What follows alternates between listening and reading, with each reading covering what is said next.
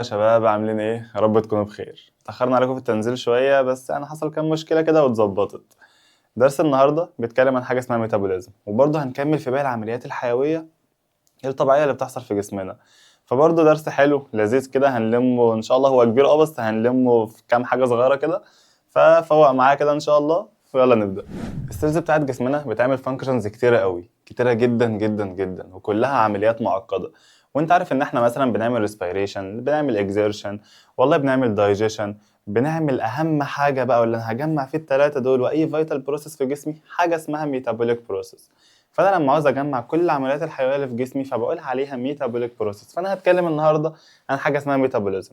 ففي الاول خالص لو عايز ادي ديفينيشن لحته الميتابوليزم ده، فبيكون عباره عن ايه؟ بيكون عباره عن جروب من البيوكيميكال رياكشنز، تفاعلات حيويه بتحصل جوه جسمنا، اللي هي عباره عن ريسبيريشن، لا سيلر ريسبيريشن، لا دايجيشن، اي حاجه من دي.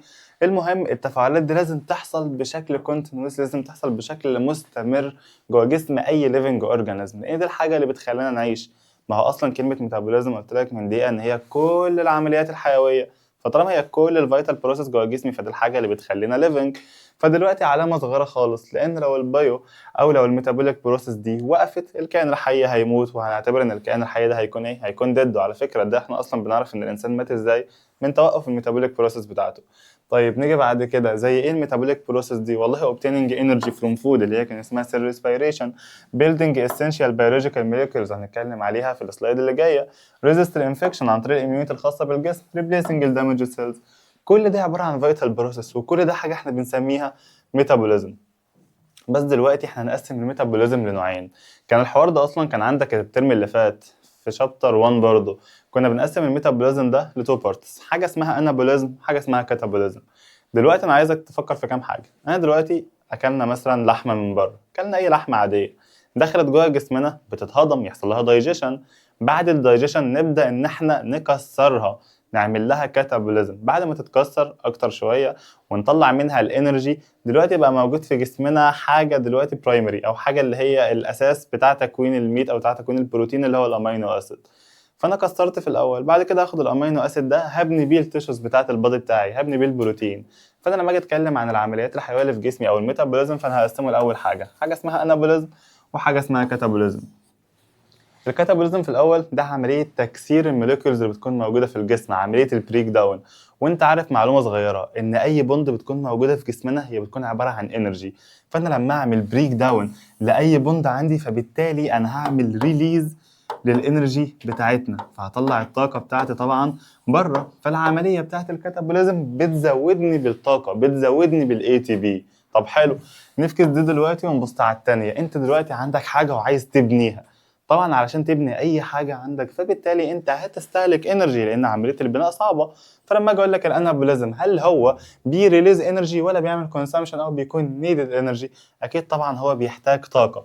تمام، فالحته دي بتكون محتاجه طاقه اللي هو الانابوليزم. اما هيكون الكاتابوليزم ده حاجه بتريليز انرجي. طب حلو، اديني اكزامبل على الانابوليزم. والله نعمل بيلدنج للبروتين من الامينو اسيد. طب مثال على الكاتابوليزم، اعمل بريك داون للجلوكوز مثلا علشان يطلع الانرجي.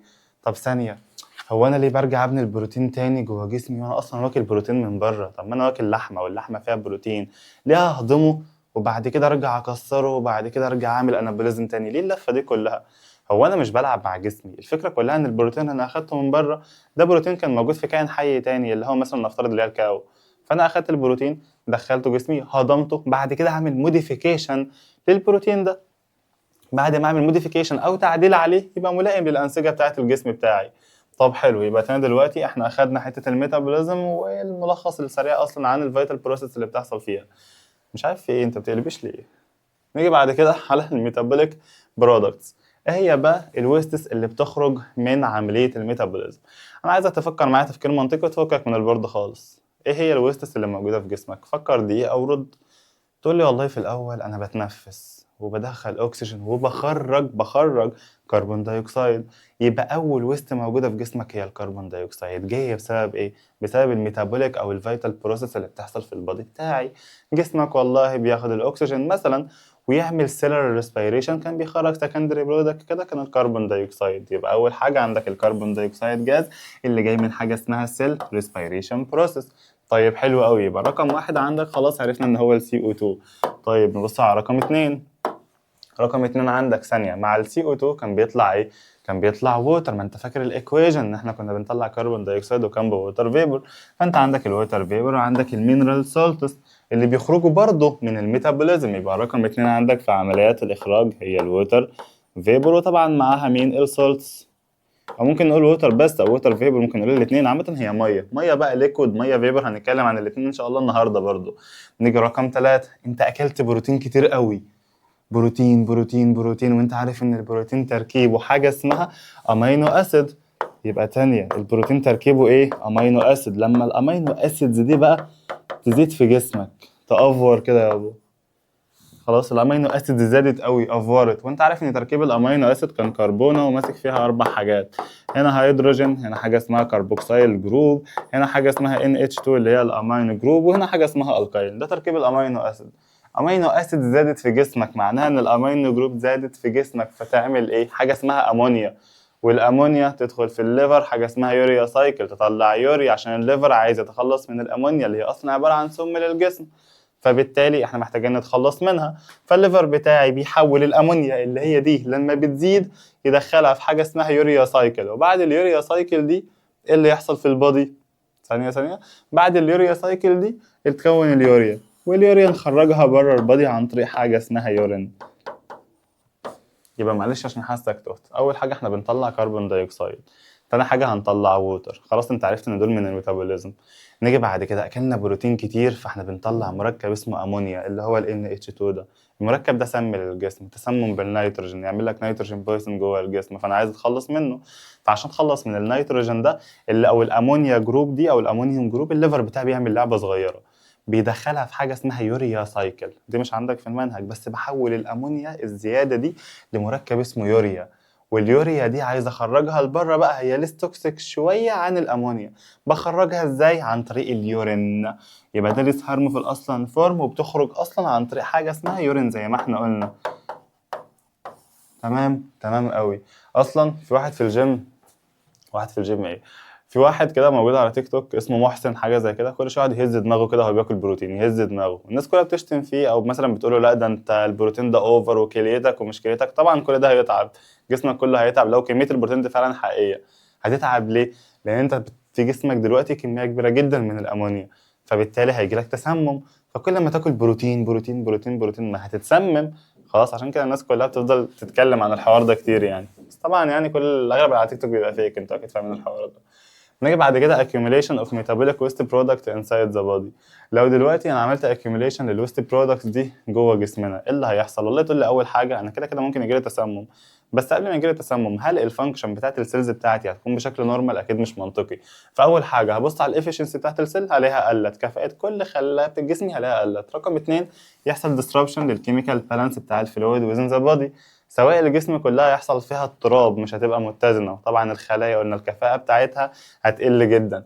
فنيجي بعد كده ربنا خلق جوه جسمنا بروسيس اسمها اكزيرشن او اسمها عمليه الاخراج، بيحصل فيها اليمينيشن للويستس بره البودي. فلو هاجي ادي ديفينيشن للاكزيرشن فهو عباره عن فيتال بيولوجيكال بروسيس. ايه اللي بيحصل فيها؟ تقول الميتابوليك ويست برودكت في الحاله دي يحصل لها اليمينيشن فتخرج بره جسمنا، فبالتالي جسمي يكون اتخلص من الويستس اللي هي اصلا بتكون موجوده فيه. طيب حلو، نيجي بعد كده على اللي بعده. نبدأ بقى في أهم حاجة. اللي فات ده كله اعتبره انترو. ندخل بقى في أهم حاجة موجودة في الدرس، وهي الإكزيكريتري أورجانز اللي بتكون موجودة جوه البادي، الأعضاء اللي هتخرج أصلا الحاجات من جسمنا. عندك 4 أورجانز. رقم واحد الباشا الكدني، رقم اتنين عندك اللنج، عندك بعد كده طبعا السكن والليفر. دول الأربعة شغالين في الإكزيرشن. نبدأ أول حاجة في الكدني، بس ناخد معلومة صغيرة عنهم الأول قبل ما نبدأ فيهم بالتفصيل. الكدني بتخرج إيه؟ الكدني بتخرج اليورين اللي هي عبارة عن المية بقى بالويستس بكل ده. الجلد بيخرج الاسفات وهناخد تركيبه. الليفر بيعمل ايه؟ ما احنا قلنا امونيا او يوريا بقى دلوقتي عشان الحاجة اللي لسه هارمفul. طب اللنج بتخرج ايه؟ الرئة بتاعتي بتخرج الوتر فيبر. في حاجات بقى في النص كده بتخرج مع الحاجات دي، هنشرحها بالتفصيل الممل شوية. أول حاجة الكدني، عندك الكلية بتاعتك والله considered one of the most important excretory organ in the body. ليه؟ او في الاول عندك كام كليه؟ عندك 2 موجودين فين؟ في اخر الباك. طب ثانيه، تحت ولا فوق؟ ما احنا قلنا تحت، اخر بارت من الفرتبرال كولم على الجنبين، كليه هنا وكليه هنا. طب حلو قوي. الكليه بتاعتك شبه ايه؟ بيقول لك ان هي بين شيب. الكليه بتاعتك حجمها قد ايه؟ بيقول لك قد الهاند بالم او قد الفيست، قبضه الايد. طيب نيجي بعد كده، الحاجات دي كلها بديهيه. اهميه الكليه ايه؟ عندك اهميه من الليسن ده واهميه من الليسن اللي فات. من الليسن ده بتمنتين البالانس بتوين الايونز، بتعمل لك استقرار في الايونات اللي بتكون موجوده في جسمك. يعني تعمل استقرار في السولتس، تعمل استقرار في الايونز سواء كان بقى صوديوم او بوتاسيوم او كلورايد، وهناخدها في السلايد اللي جايه. رقم 2، بتعمل فلتر للبلاد فروم ذا ليكويد ويستس، بتفلتر دمك من الويستس اللي بتكون موجوده فيه. طيب رقم 3، بتظبط البلاد بريشر. ما انت عارف ان احنا لما كنا اصلا بنحتاج ان احنا نظبط ضغط الدم كنا بنجري على الكليه، وهشرح لك اصلا ايه علاقه الكليه بضغط الدم او بالبلاد بريشر كمان دقيقه بالظبط. نيجي بعد كده، قلنا اول اهميه للكليه ان هي لها علاقه بكذا ايون موجودين في جسمنا. الايونز دول مين؟ عندك صوديوم بوتاسيوم كلورايد. تاني، صوديوم بوتاسيوم كلورايد. دول الثري ايونز اللي الكليه بتهتم بيهم جدا جدا جدا. الثلاثه دول، اشمعنى الصوديوم بالبوتاسيوم بالكلورايد؟ لان الثلاثه دول هم اللي مسؤولين او هم لهم دور كبير جدا جدا جدا في حته الكونتراكشنز بتاعه المصل او حته الاكشن بوتنشال. اصلا في ساوند مشهور على تيك توك قوي، دكتور كبير مشهور اصلا بس انا مش فاكر اسمه بصراحه. خلاص كل شويه يقول لك اكشن في البوتنشال، اكشن في البوتنشال. فهو ده، ممكن اصلا تعمل سيرش على تيك توك وتشوفه يعني. فهو الثري ايونز دول هم المسؤولين عن حاجه اسمها اكشن بوتنشال او الكونتراكشنز بتاعه المصل والنيرفز. طيب حلو قوي. فانا لما اجي ابص مثلا رقم 1، الايونز بتعمل ايه؟ بتعمل ريجوليتنج للاوزموتيك بريشر انسايد اند اوتسايد ذا سيلز. طب قلنا طبعا لها علاقه بالفانكشن بتاع النيرف والمصل، بتمنتين البلاد بريشر ات نورمال ليفل.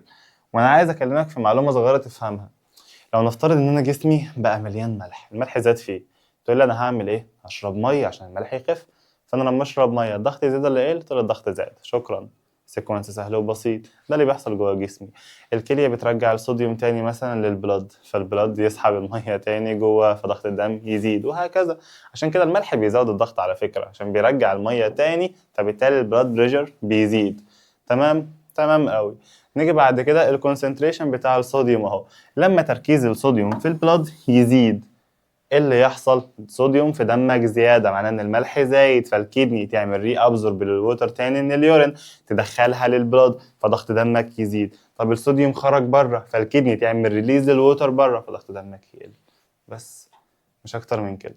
طيب نيجي بعد كده الاكزيرشن، طبعا participate in keeping the balance between the ions، او بتوصل لحالة من حالات الهوموستاسيس جوه البادي. رقم 2، بيعمل فلترنج للبلاد from the liquid wastes. الكلية بتفلتر دمك من الويستس. ازاي؟ تخيل معايا كده، الكلية عاملة زي المصفى، مصفى حرفيا محطوطة في دمك. الدم بيعدي عليها، وانت عارف ان المصفى بتكون ضيقة صغيرة، الدم بتاعك يعدي عليها يعدي عليها يعدي عليها. طب حلو، فايه اللي يحصل للحاجة دي؟ تتصفى. ايه اللي يحصل لها تاني؟ تتصفى. طب حلو قوي، دمك دلوقتي اتصفى كله خلاص وبقى تمام، بس بتصفى من ايه؟ من الحاجات الصغيرة. فالكلية مصفى ضيقة جدا، بتعدي الحاجات اللي حجمها صغير من الدم، تمام، فبتفلترها. اما الحاجات اللي حجمها كبير، اي حاجة حجمها لارج دي ما بتعديش من الكدني، زي الريد بلاد سيل، زي البروتين. كل الحاجات دي حجمها كبير. فانا هاجي اسالك سؤال منطقي قوي، هو ينفع دمك يبقى فيه دمك ايه ينفع اليورين اللي موجود او اللي بيخرج من جسمنا يبقى فيه بلاد؟ اكيد مش منطقي. ما ينفعش اليورين اللي بيخرج من جسمنا يبقى فيه دم. ما ينفعش ليه؟ لان اصلا الريد بلاد سيل دي مش بتعدي من الكدني، ولو عدت من الكدني معناها ان في دمج حصل في الكدني، او حصل في حته اسمها الجروميليول اللي بتكون موجوده جوه الكدني. طب حلو، ينفع البروتين يعدي؟ تقول لي يا عم البروتين حجمه كبير، ما هو مش هيعدي اصلا. امال ايه الحاجات اللي بتعدي؟ تقول لي والله الاساسي طبعا، الاساسي معانا واللي بيعدي هي الووتر. مش عارف ايه. أه أه بس خلاص طيب فل. الحاجة الأساسية اللي بتعدي طبعا هي الووتر، كده كده هتعدي. بيطلع طبعا اليوريا، كل ده أساسي. يطلع طبعا السولتس. بص، في حاجة مش موجودة في الكتاب بس some spices، بعض التوابل تعدي برضه. طب نيجي بعد كده ايه كمان يا عم؟ تقول لي والله بص، هل ينفع السكر يخرج في اليورين؟ انا حاسس اني هبطان، انا حاسس اني هنامك معايا، بس فكر بس شويه. ينفع السكر يخرج في اليورين؟ مستحيل. مش مستحيل، هو ما ينفعش وغلط جدا ان هو لو خرج في اليورين. طيب حلو، غلط ليه؟ لان دلوقتي لو السكر خرج في اليورين معناها ان الانسولين قليل في جسمنا، فمعناه ان المريض ده عنده مرض السكر. فدلوقتي احنا بنفرق بين السكر ده بنوعين. اقول لك دلوقتي، انا لو دلوقتي احنا صايمين، انا روحت البيت يا عم الحاج، كلت كميه كبيره جدا من الحلويات، جسم السكر اللي فيه زاد. تقول لي اه. اقول لك اعمل ايه؟ يعني ايه الحل؟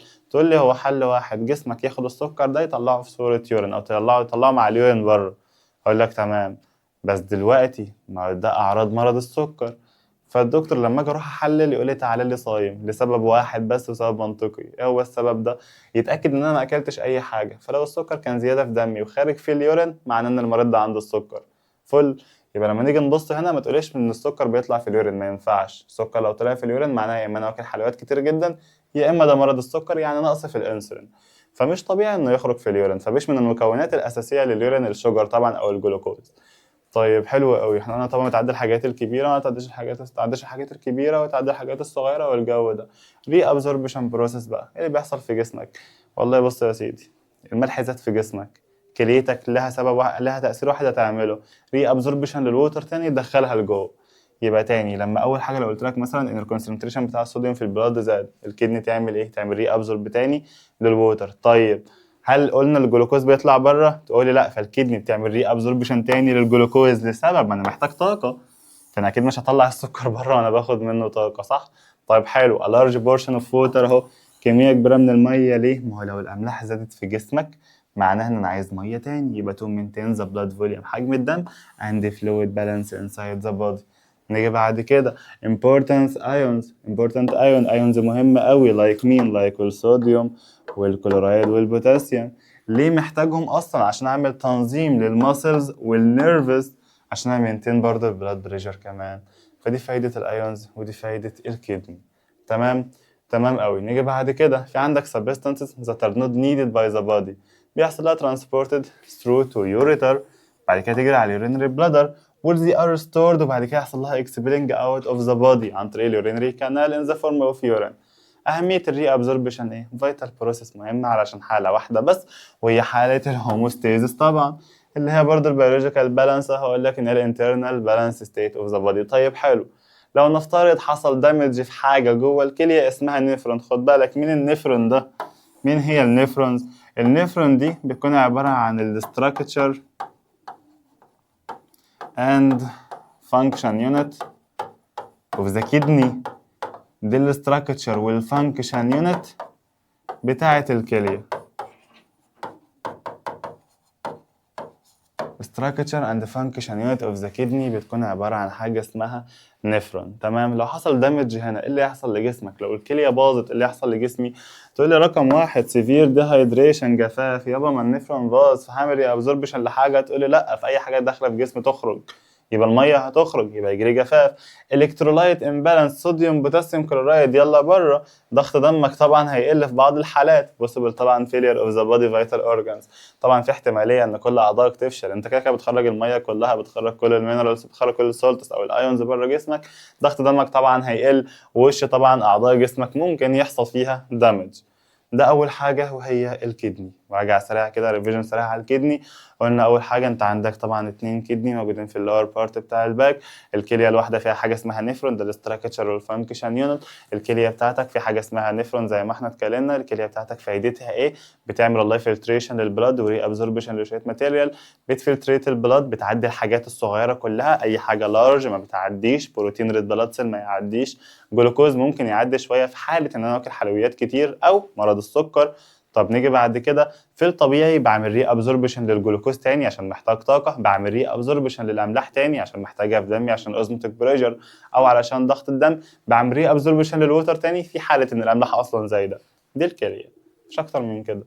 نيجي بعد كده عند السكن. السكن بتاعي بيقول لك ان هو represent the outer covering of the body، الكفر اللي بره من الجسم. حلو قوي. فالسكن هو الاوتر covering of the body consist of 3 main layers. خد بالك ان في اصلا كتب من كتب اللي هو الهيستولوجي عامه او علم الانسجه بتصنف الجلد ان هو 2 لايرز بس، حاجه اسمها ايبيديرم وحاجه اسمها ديرم. اما الطبقه الثالثه او طبقه الهايبوديرم زي ما الكتاب جايبها هنا، فالطبقه دي مش تبع الاستراكشر بتاع السكن، هي عباره عن طبقه فات ماسكه السكن باللي تحته. مش اكتر من كده. بس ما علينا، هنمشي طبعا كتاب الوزاره من الباشا اللي هو على دماغنا من فوق، وهنقول ان السكين بتاعي 3 layers. اول حاجه عندك الابيديرم، وهو الاوتر لاير اوف ذا سكين، الطبقه الخارجيه من الجلد. طيب نيجي بعد كده عندك طبقه اسمها الديرم، ودي اللي فيها بقى كل الكومبوننت بقى. دي اللي فيها بقى مين؟ جلدك فيه ايه؟ تقول لي فيه سويت جلاند، في نيرفس، في بلاد فيزلز، في سبيشوس جلاند، في ايه كمان جلدك؟ والله في حاجات كتير قوي بالمنظر ده، فهنشرح كل ده بالتفصيل. سبكوتينوس لير عباره عن طبقه من الدهون ريتش ان فات. نبدا باول طبقه. طبعا احنا ليالي العيد، غالبا النهارده لو واقفه حاجه زي كده، مش عارف بالظبط، مش فاكر، كنت نايم امبارح كتير. بس المهم، الطبقه اللي دي اول طبقه في الجلد. البنات عامه بتروح تعمل حاجه ايه صغيره خالص اسمها سكراب. يقول لك ده انا بشيل الجلد الميت. طب حلو، هتشيل الجلد الميت؟ تقول لك اه. فالطبقه اللي فوق من الجلد تبع البنات طبعا ميته ولا حيه؟ ميته. فيها طبقه ضد، فيها بروتين اسمه كيراتين. كنت قلت لك على البروتين ده على فكره في ليسون 1، هو ما شفتوش يعني يا ريت ترجع تشوفه يعني. المهم بروتين اسمه كيراتين. المهم الطبقه اللي فوق من الجلد فهي طبقه ميته. فايدتها ايه؟ طبعا طبقه ميته يعني فايدتها مناعه، تبع الاميون سيستم بتاع البادي، هي مناعة الجسم. طبقة صلبة بتمنع الميكروبس انها تدخل. طبقة الديرمس نيجي نبص فيها ايه؟ هتيجي تبص عندك كده هتلاقي هنا سويت جلاند، غدة عرقية تطلع العرق. هتيجي تبص كده هتلاقي عندك بلاد فيزلز. هتيجي تبص تلاقي شعر، هير طالع منها. هتيجي تبص طبعا قلنا في بلاد فيزلز، قلنا عندك حاجة اسمها سبيشوس جلاند بتطلع زيوت الشعر، غدد دهنية تطلع الزيت. أهم حاجة بتحس من هنا فيها نيرفس. طب الطبقة التالتة اللي هي الهايبوديرمي دهون، فايدتها ايه؟ تقول لي لو نفتكر برضو قلت لك في الدرس الأول بتوع أوروبا لما بيجوا هنا تلاقي الواحدة ماشية أو الراجل عامة عشان كده، تلاقي ماشي بشورت وقط، وأنت في عز البرد أنت متكتك حرفيا لابس جاكيت ومش عارف ايه. طب تيجي تقول له أنت ماشي كده، يقول لك الجو عندك حر. يا ابني حر عندي ليه؟ ما هو تركيب جسمه طبقة دهون اللي هي الهايبوديرم دي عالية زيادة عننا أكتر مننا، لأنه عايش هناك في درجة حرارة بالنيجاتيف. أما إحنا هنا لا، الدهون مش موجودة أصلا كتير. فبالتالي طبعا بالتالي هو بالنسبة له الجو عندنا هنا حر. طب عايز تشوف طبقة الدهون دي أصلا بتقل عند مين؟ بص على لعيبة البادي بيلدينج. بيج رامي لما بيطلع المسرح بتشد جلده كده حرفيا يطلع معاك قدام كده، جلده مش ماسك في اللي تحته لأنه مقلل نسبة الفات في جسمه، يعني الهايبوديرم عنده قليلة. نيجي بعد كده الفانكشن بتاع السكن. فكر معايا تفكير منطقي شوية. أهمية السكن إيه؟ والله رقم واحد السكن ده بيطلع حاجة اسمها سويت. طب العرق ده تركيبه إيه؟ تقول لي والله برضو رقم واحد العرق طبعا تركيبه مية. رقم اتنين شوية سولتس. رقم تلاتة شوية يوريا. خلاص ده تركيب العرق يا عم، ده مكونات العرق. يبقى رقم واحد الفايدة الأساسية للعرق مش إن أخرج اليوريا، إن أعمل ترطيب للسكن. لو أنا ماشي في الصيف الجلد هيتحرق من الشمس، عشان الجلد ما يحصلوش بيرنينج ربنا خلق جوانا مين؟ السويت جلاند تطلع مية، المية يحصل لها ايفابوريشن فتعمل لورنج للتمبريتشر بتاعة السكن. فأول حاجة الأساسي طبعا بلاي أرول في البروتكت بتاعة البادي، اللي هو مين؟ عن طريق الإبيديرم. ما أنا قلت لك طبقة صلبة من حاجة اسمها كيراتين اللي هو الجلد الميت اللي البنات بتشيله بالسكراب، فبالتالي تحمينا طبعا منين؟ من الجسم. على فكرة أنا بقول بنات بالتحديد مع إن في رجالة بتعمل سكراب عادي يعني، أو بتروح ساونا وبتعمل حمام مش عارف اسمه حمام طين باين حاجة زي كده، حاجة غريبة يعني عامة. بس مع المرجح عندكم، احنا بالنسبة لنا شوية مية وشوية صابون والدنيا بقت خلاص فل حرفيا. نيجي رقم اتنين exertion of metabolic wastes اللي هي طبعا زي اليوريا أو زي السولتس الزيادة. برضه نيجي بعد كده ريجوليوت للبادي تمبريتشر، بتنظم درجة حرارة الجسم. تنظم درجة حرارة جسمك ازاي يعني؟ ما انت عارف ان هي لما درجة الحرارة بتاعت السكين تعلى تطلع ووتر تيفابوريت فتعمل لورنج مين؟ للبادي. نيجي بعد كده اكت از ا ثيرمال انسيوليتور، عازل، عشان طبقة الهايبوديرم دي اصلا عبارة عن فاتس، فبالتالي بتدفي الجسم حرفيا، بتعزل جسمك عن التمبريتشر اللي بره. في معلومة صغيرة، ايه علاقة بقى السويت جلاند بالبلاد فيزلز؟ بص، انت عندك حاجه صغيره قوي، السويت جلاند علاقتها بالبلاد فيزل ايه؟ تيجي تبص مثلا انت عندك، لو جينا نرجع للرسمه دي ثانيه، تيجي تبص هنا، انت عندك كده كده السويت جلاند هي كده كده بتكونكت مع البلاد فيزل، غصب عنك لازم تكونكت مع الدم. فانا هقول لك حاجه صغيره، لو ضغط دمك زاد، الادرينالين زاد في جسمك وضغط دمك عالي، ايه اللي يحصل لمعدل العرق؟ تقول لي 100% السويت هيزيد. طب لو انت اتوترت تقول لي برضه العرق هيزيد. فكده كده الحاجات دي بتحصل. يبقى اول حاجه لو جيت سالتك مثلا وقلت لك هو لو البلاد بريشر بتاعك زاد، لو حصل زياده في ضغط الدم اللي بيحصل في السويت هيزيد. لو جينا نبص بقى على العلاقه بين السويت واليورين بين الصيف والشتاء، عندك معلومه صغيره، في الصيف انت كده كده عارف ان التمبريتشر بتبقى زياده قوي، فطبعا العرق بيبقى كتير جدا في الصيف، تبقى كميه اليورين قليله.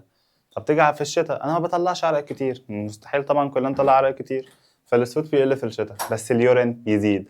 فانت عندك طبعا ريليشن بين الصيف والشتاء بين اليورين طبعا وبين اللي هو السويت، العلاقه طبعا بتكون انفرس.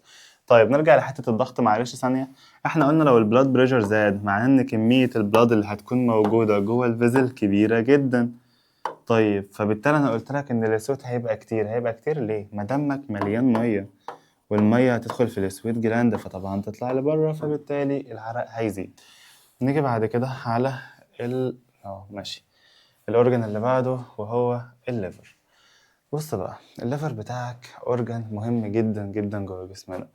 مهم ليه؟ قلنا بيعمل اكزيرشن لحتة الامونيا، يعني بيخلص جسمنا من الامونيا اللي بتكون موجودة فيه. يا عم حلو، ماشي كويس.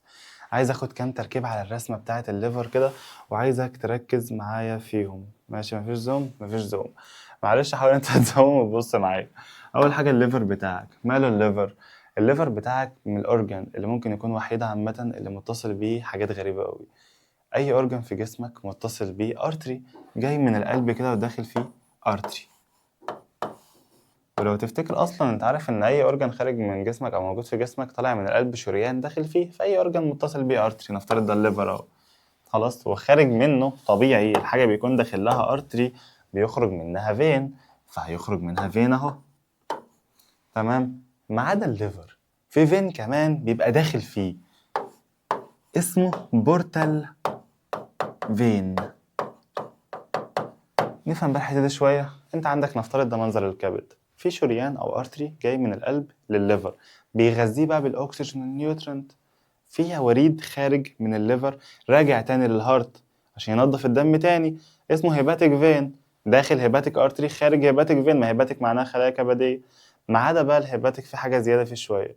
انت اكلت اكل وخلاص عملت دايجيشن بابزوربشن، الدم اللي في الجهاز الهضمي كله ده مش ممكن يكون في ميكروب؟ تقول لي اه. مش ممكن يكون في ويستس؟ تقول لي اه. فايه اللي يحصل؟ الدم اللي في الدايجستيف سيستم كله نبعته للمكان اللي هينظف اللي هو الليفر، فيطلع فين متصل بالدايجستيف سيستم والليفر، ياخد الدم من الدايجستيف يدخله جوه الليفر. الفين ده اسمه هيباتيك بورتال فين، يعني بدخل الليفر من بابه، يعني وريد بابي كبدي، هيباتيك بورتال فين. ودي حاجة سبيشال مميزة. فتفتكر ان الليفر متصل بيه تو فينز، فين خارج منه راجع للقلب، وفين داخل فيه واخد البلاد من الدايجستيف مدخلها للليفر. حلو، جميل قوي. الليفر بقى بيعمل ايه يابا؟ بيعمل ديتوكسيفيكيشن او تريتمنت عامة. لمين؟ لحتة الويستس. ازاي اصلا بيعملها تريتمنت؟ رقم واحد يعمل بيروفاينج او ديتوكسيفيكيشن للبلاد من الهارمفul سبستانس اللي بتكون موجودة فيه، بينظف دمك من الهارمفul سبستانس او الويستس اللي بيحصل لها accumulation جوه البادي. رقم اتنين بيحول المادة التوكسيك دي لحاجات ليس توكسيك او سيف كومباوند شوية، مركبات بتكون سيف اكتر شوية عشان نعمل بروتكت طبعا من الاكيوميليشن بتاع التوكسينز جوه الجسم. واحنا كنا قلنا حاجة صغيرة، لو انا اكلت بروتين كتير ده خطر؟ تقول لي ايه خطر؟ خطر ليه؟ تفتكر بتاع التيك توك اللي كل شويه يهز دماغه ده، يهز دماغه يقول لك انا باكل بروتين كتير، يا ابني ما هتتسمم. برضه مش مقتنع باين، او هو معرفش الفيديو فيك ولا لا. بس انت عندك البروتين لما بيزيد يتحول لحاجه اسمها امونيا، والامونيا جسمك عايز يحاول ان هو يتخلص منها شويه، فيدخلها سايكل اسمها يوريا سايكل. فدلوقتي انت عندك حاجه بسيطه قوي، جسمك ياخد البروتين يحوله لامونيا، والامونيا تدخل يوريا سايكل فتتحول لحاجه اسمها يوريا، والجسم عايز يخرج اليوريا فيخرجها في صوره حاجه اسمها يورين. فده السيكونس عامه بتاع اليورين من غير اي تفاصيل. بس خد بالك ان اليوريا بتخرج ازاي؟ عن طريق الكدني او عن طريق السكن، ده او ده. وطبعا الكميه الاكبر اكيد يعني عن طريق مين؟ عن طريق الكدني. مش عارف ترجع ليه بس فل. نيجي بعد كده رقم اتنين، بريك داون للهيموجلوبين. انت عندك الريد بلاد سيل لما بتوصل لل 120 دايز بتوعها، عشان هي عمرها 120 يوم عامه، بتكون خلاص كرات مسنه. وانت عارف ان الريد بلاد سيل تكوينها من جسمها حاجه اسمها هيموجلوبين. فالريد بلاد سيل عباره عن هيموجلوبين، والهيموجلوبين ده كنا قلنا في الحصص اللي فاتت ان هو عباره عن حاجتين، حديد وعباره عن بروتين اسمه جلوبين. ده البروتين بتاع الريد بلاد سيل. الهيموجلوبين ده لما يزيد في جسمك الليفر بيحوله لحاجه اسمها بالروبين، والبيلروبين ده لما بيزيد في الجسم على طول بيروح يدخل في تكوين حاجه اسمها البايل جوس او العصاره الصفراويه اللي بتطلع من حاجه اسمها جول بلادر او عن طريق حاجه اسمها المراره. هي الجول بلادر هي المراره. والعصاره الصفراويه او البيلروبين ده لما بيزيد ويأفور في الزياده بتاعته بيجي يعمل حاجه اسمها جوندس او حاجه اسمها الصفرة. طيب حلو قوي، طبعا بتخرج عن طريق الفيسز اهم حاجه. تمام. طيب حلو قوي، نيجي بعد كده بقول لك ريموفينج التوكسين الفورين سبستانس لايك الميديكيشنز الادويه اللي انا بدخلها جسمي والجو ده، مين بيعمل لها ديتوكسيفيكيشن؟ مين بيعمل لها الميتابوليزم بتاعها؟ هو الكبد طبعا. طب نيجي بعد كده فروم ذا بريفيوس طبعا illustrated لان الليفر contribute to maintain the body homeostasis او بيوصل لحاله الاستقرار بتاعه البادي بتاعي. ده الليفر. انا حاسس ان تاثير الصيام بدا خلاص يجيب اخره معايا، فانا حرفيا مش قادر فقعدت.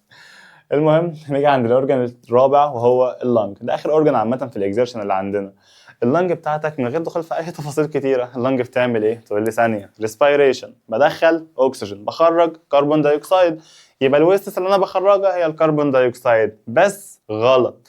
كربون دايوكسيد وشويه كاخراج يعني شويه من الووتر فيبر بيخرجوا لبره. وطبعا احنا في الشتاء والووتر فيبر بيخرج في النفس كتير زي ما انت عارف يعني. طب حلو، فالبادي طبعا سيلز يوز اوكسجين جاز اند جلوكوز عشان تطلع الانرجي، بس بيطلع مع الانرجي كربون دايوكسيد وبيطلع معاه شويه ووتر. فالكربون دايوكسيد جاز move from the cells to the blood طبعا which carry to the lungs تحصل له expelling out the lung او out the body. مين الارتري مش ارتري مين الارتري اللي كان بياخد الدم من الهارت يدخله عند اللنج؟ رد في الكومنتس بقى. ماشي. ويا ريت تعمل شير بجد عشان عارف الفيديوز مالها فيوز واقع عليه كده، مش عارف ليه بصراحه. بس انا بنحاول ننزل المنهج كله، فيعني ايه، زق معايا الدنيا عشان بحس ان الدنيا مش عارف تقع عليه بجد. التشانل حاسس ان هي ميته مش عارف ليه. المهم فكك من حته التشانل دي اصلا، كده كده انت المهم يعني كان مين اللي بيتفرج فهو انت المهم، انت المفضل كده كده. عندك حاجه اسمها regular respiration زي ما انت عارف، هي essential طبعا عشان نمنتين البالانس بتاع الجازز جوه البودي. طيب ما هو كده كده ليه؟ لان انت كل خلايا جسمك مش هتشتغل من غير الاكسجين، فكل خلايا جسمك محتاجه الاكسجين عشان السيل ريسبيريشن، فطبعا ده اهم حاجه في الهوموستاسيس. طيب لو نفترض بقى ان نسبه الكربون دايوكسيد زادت جوه جسمك، يعني نفترض ان الريسبيريشن ما عادش بشكل نورمال قوي وحصل فيه تاثير شويه والكربون دايوكسيد زاد في البودي، مش عارفين ان احنا نقلله، ده عمال يزيد يزيد يزيد جوه البودي. ايه الحاجه اللي احنا ممكن نعملها؟ ايه الحل ده؟ ايه اللي هيحصل في جسمنا؟ سيبك من الحل، ايه اللي هيحصل في جسمنا؟ هيحصل في جسمنا ان اول حاجه البي اتش بتاع البودي هيتغير. وانت عارف ان البي اتش لو اتغير الانزيمز بتاعه الجسم اكيد الفانكشن بتاعتها هتتاثر. والفانكشن بتاعت الانزيمز لو قلت، هل هنعمل سيل ريسبيريشن؟ تقول لي لا. هل هنعمل دايجيشن؟ لا. هل هنعمل اي ميتابوليك بروسيس؟ لا. تمام. كل ده يبقى له علاقه بس بحته الكربون دايوكسيد. ندخل بقى في شويه حاجات علميه شويه. نفترض ان حد جاله فشل كلوي لا قدر الله، يعني طبعا المرض ده صعب قوي. حته ان الكليه تفشل بجد، عمليه غسيل الكلى صعبه لابعد درجه ومؤلمه جدا جدا جدا، غير انها حرفيا بتفضي الدم من المكونات الاساسيه اللي فيه. انا عارف ان احنا بنحاول نعوض بصراحه ان احنا نحاول نعوض البيشنت مثلا مينرالز شويه، نحاول ان احنا نعوضه ببلازما اصليه، كل ده بنحاول، بس كده كده العمليه مؤلمه جدا وصعبه طبعا يعني. المهم التكنولوجيكال ابلكيشن في حته الاكزيرشن بروسيس. لو نفترض ان الكدني باظت، ايه اللي بيحصل؟ في جهاز كده اسمه جهاز غسيل كلوي، سيبك من الغسيل الكلوي اللي بره، في جهاز صغير خالص اسمه بايو ارتفيشال كدني تحسها مصنعه ورينال اسيست ديفايس. الجهاز ده بيعمل ايه؟ بيشتغل زي المصفى الاصليه بتاعه البودي، بيشتغل نفس شغل الكليه شويه مقارب ليها يعني. فده one of the promising modern technological application طبعا consider the future solution for treating الكدني failure. عشان نعمل treatment للكدني failure ممكن ان احنا نحاول ان الجهاز ده يكون احسن شويه ويتم زراعته بعد كده. المهم الجهاز ده بيتحط جوه البيشنتس بلاد، فبيعمل ايه؟ بيعمل فلترنج للبلاد كأنها نفس الفانكشن الاساسيه بتاعه الكدني. بس ازاي هو بيشتغل؟ الاوبريشن بتاعت الباي ارتفيشال كدني بتعتمد على كذا حاجه على فكره، فيزيكال كونسبت بتعتمد على بيولوجيكال كونسبت. الحاجه الفيزيكال بتاعته هي النورمال فيزيكس العادي بتاع الكدني، ان هي بتعمل حاجه صغيره، الحاجه الصغيره بتخرج بره والحاجه الكبيره بتفضل جوه البادي، فبتعمل فلتريشن البلاد فلويد طبعا يعدي عن طريق السيمي بيرميابل ميمبرين. السيمي بيرميابل ميمبرين يعدي الحاجات اللي حجمها صغير اللي هي الويستس والوتر والجو ده، اما البروتين واللارج بلاد سيلز مش هتعدي. فده كفيزيكال كونسبت، حاجه فيزيائيه الجهاز ده معتمد عليها. طب لو جينا عند البيولوجيكال كونسبت بيعتمد على البايو انجينيرنج بقى. هنا البايو كيدني سبيشال سيلز عامه بتعمل ميميك ل some of the biochemical function of the kidney. انت عارف ان الخصائص البيوكيميائيه للكليه انها مثلا بتظبط ضغط الدم وبتظبط المينرالز، فانا هيعمل regulating level of certain mineral salts، يحاول ان هو يظبط نسب السولتس اللي بتكون موجوده جوه جسمنا. لو ظبطنا نسب السولتس فبالتالي البلاد بريشر هيتظبط. رقم 2 يقدر ان هو يعمل secreting لشويه انزيمز. ما انت خد بالك الكليه بتطلع انزيم اسمه رينين انزيم. هو معنى من الانزيم ده وبيعمل ايه وفين؟ بس الكليه بتفرز حاجات اصلا جوه الجسم، يعني غير مثلا اهميتها في الاكزيرشن بتفرز انزيمات جوه الجسم. فحته الانزيمات دي طالما هي بتتفرز عامه، هقدر ان انا اعوض ده بباي ارتفيشال كيدني ديفايس بيحاول ان هم يعملوا ده. طيب نيجي بعد كده بيقول لك طبعا ال presence of special cells along طبعا side the filtration unit achieve a more precise monitoring of the balanced substance in the blood. طب حلو قوي. نيجي بعد كده في حاجه صغيره قوي، عندك حاجه اسمها thermal physics and the function of sweat gland. بص انت عارف ان فايدة العرق هو تظبيط التمبريتشر بتاعة الجسم، فاحنا محتاجين برضه ندخل التكنولوجي في حتة العرق والجو ده. اول حاجة عندك حاجة اسمها infrared thermography device، جهاز كده بنشوف بدرجة الحرارة بتاعة البادي، فده بيعمل مونيتورنج الانترنال تمبريتشر او الانترنال ايكوليبريم بتاع الجسم عن طريق انه بيتتبع التمبريتشر.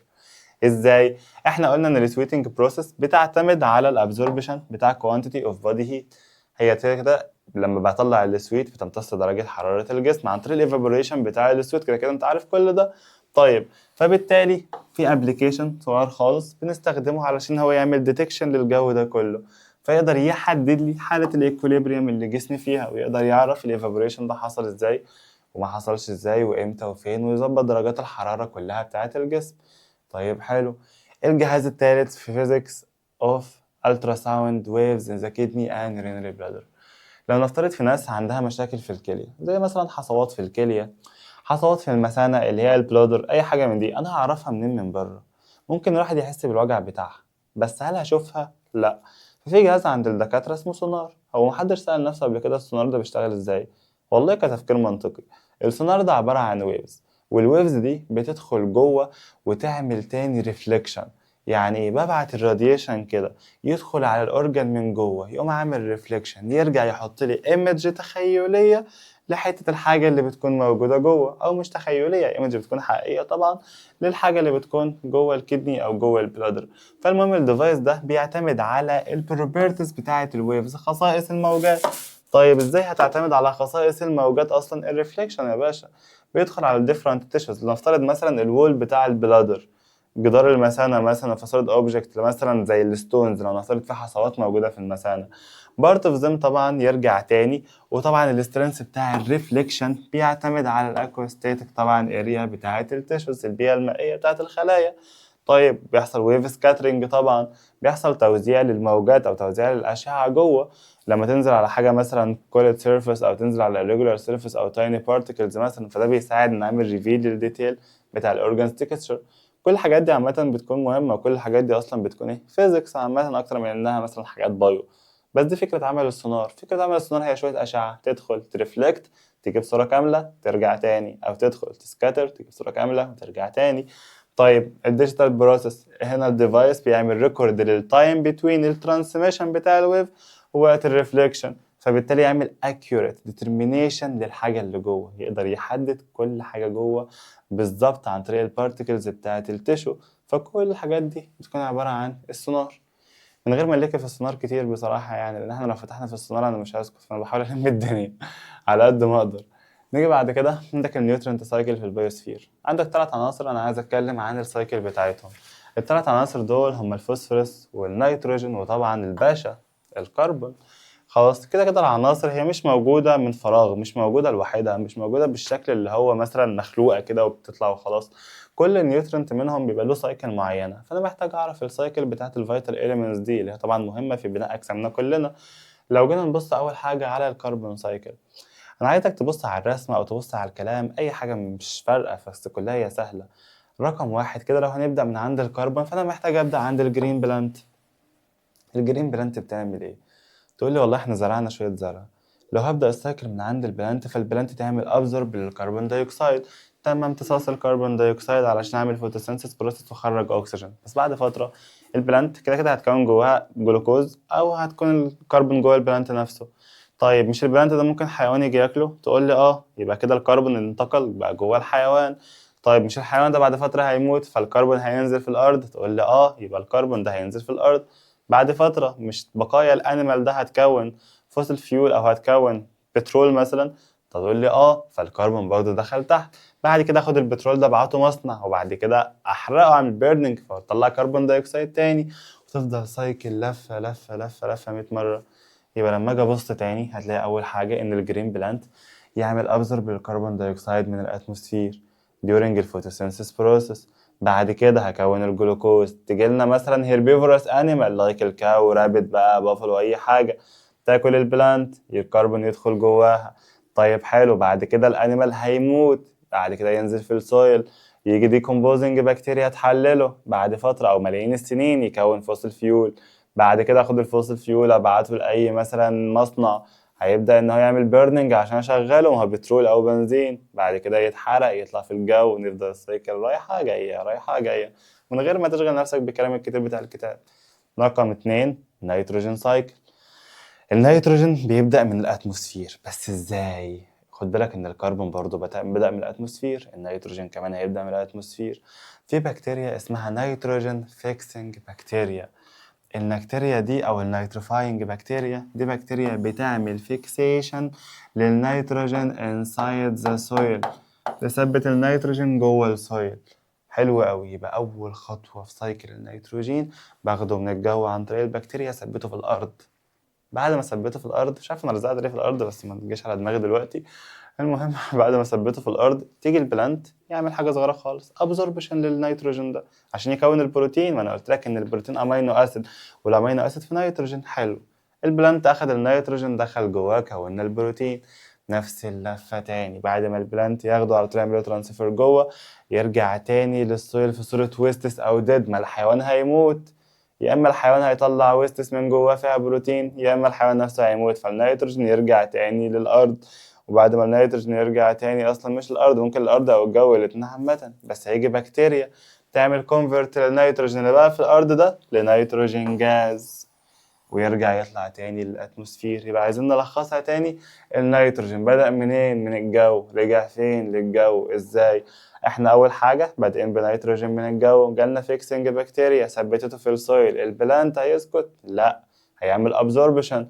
بعد ما يعمل ابزوربشن دخل جواه كون بروتين، بعد ما يكون بروتين هيموت او هيخرجه في صوره فيسز. طب ده او ده هيرجع تاني للسويل، يجيلنا بكتيريا تحوله لجاز ويرجع تاني للجو، نفضل نلف نفس اللفه تاني. نيجي بعد كده اخر حاجه هو الفوسفورس سايكل. الفوسفورس سايكل على عكس النيتروجين والكربون فهو كربون، على عكس النيتروجين والكربون فهو مش بيبدأ من الاتموسفير، بيبدأ من حتة صغيرة خالص وهي السويل. فلما أبدأ ده من السويل بعمل حاجة صغيرة قوي، الفوسفورس موجود في الروكس موجود في السويل، بيحصل له absorption by plant after their releasing from rocks due to weathering process. بعد الويذرنج بروسيس عامة، عوامل الطقس أو عوامل التجوية أو عوامل تكسير الصخور نفسها تطلع الفوسفورس. الفوسفورس يرجع للسويل بقى، فالبلانت يعمل له ابزوربشن فيدخل جوه البلانت أو يدخل جوه الهيومن في الآخر لأن أنا هاكل بلانت. ففايدة الفوسفورس إيه؟ والله ممكن يكون البونز بيس، ممكن يكون حاجات كتير قوي في الجسم زي اهم حاجه الباشا طبعا الدي ان اي والار ان اي، وطبعا الاي تي بي اللي هو عباره عن ادينوزين تراي فوسفات. كل ده بيتكون في البادي، تقول له اه كل ده بيتكون في البادي. بعد كده هعمل ديكومبوزنج، هحلل بقى مين؟ الفوسفورس ده، او هحلل المركبات دي كلها فيرجع الفوسفورس يلف لفته تاني ويدخل للسويل. يبقى برضه السايكل بدأت من السويل وقفلت في السويل. فده أهمية الفوسفورس وده أهمية الثري إليمنت اللي بيكونوا موجودين عندنا. بس كده الدرس التالت خلص كله كامل خلاص، ما عادش فيه أي حاجة فيه كده. احنا خلصنا 3 ليسونز، غالبا ده منهج شهر مارس. فلو هنشوف بقى المنهج هينزل، لو على 3 ليسونز دول هينزل لك المراجعة إن شاء الله بعد العيد. طب لو لأ هننزل ليسون 4 و5 وبعد كده نراجع على الشابتر كله. عايزك بقى تذاكر الدرس ده بضمير شوية وتحل. وبرضه كان في كام سؤال سألته في النص كده جاوب عليه في الكومنتس، وارجع بقى حل الأسئلة كلها، وبرضه أنا معاك يعني. يلا سلام.